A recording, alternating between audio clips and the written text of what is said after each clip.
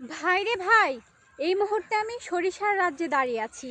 দেখেন, যত দূরে চোখ যায় শুধু সরিষা ক্ষেত, সরিষা ক্ষেত আর সরিষা ক্ষেত।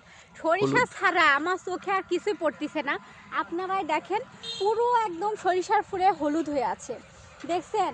আর কত বেশি সুন্দর লাগছে। আর সরিষা ক্ষেত দেখলে এই সরিষার ফুলটা উঠায় নিয়ে কানে না গুজলে আমার আবার ভালো লাগে না, বুঝতে পারছেন? এই যে দেখেন, কত সুন্দর, তাই না?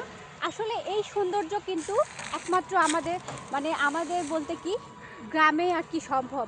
এই যে সুন্দর দৃশ্যটা, এটা কিন্তু গ্রাম ছাড়া আপনারা শহরে কেউ পাবেন না।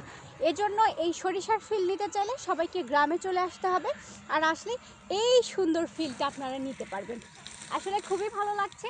আর এই সরিষা খেতে এসে কিন্তু আমার খুবই ভালো লাগছে।